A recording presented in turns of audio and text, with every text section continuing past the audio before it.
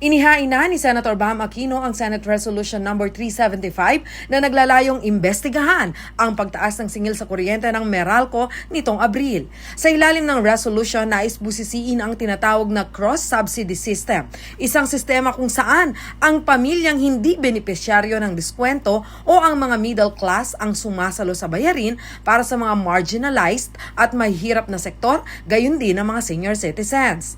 Ayon sa datos, nagre-resulta ito sa dagdag na 20 hanggang 100 piso kada buwan sa singil ng isang karaniwang pamilya. Mahalaga po yan, yung tanong sino nagbabayad.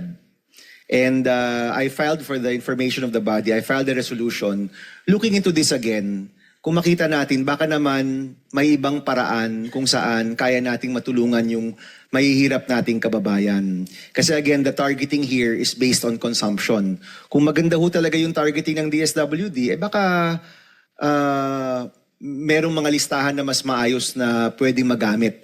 Yung paggamit ko kasi ng consumption, you don't really know, di ba? Sa pagdinig ng Senate Proactive Response and Oversight for Timely and Effective Crisis Strategy o PROTECT Committee, ibinahagi rin ng senador ang hinaing ng mga nagbabayad ng buwis ngunit hindi naman nakakatanggap ng ayuda. So just to make my point here, Chairman, yung cut-off kasi natin plus the 4Ps, again, they represent the bottom 30% of the country.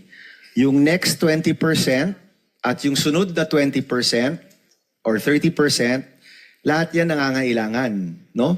So, yung umaalma talaga, ang pakiramdam, nangangailangan rin kami ng tulong. Nagbabayad naman kami ng buwis.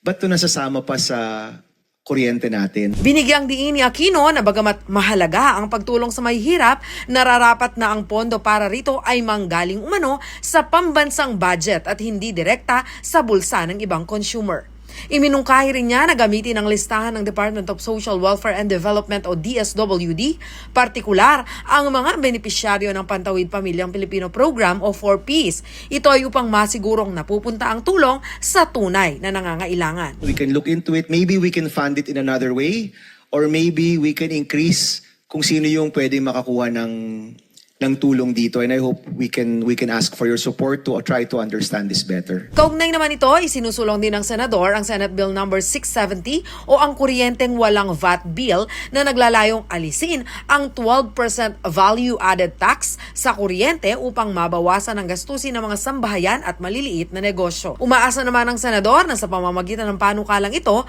mababawasan ang epekto ng inflation at mas mapoprotektahan ang bawat pamilyang Pilipino laban sa mataas na singil sa kuryente.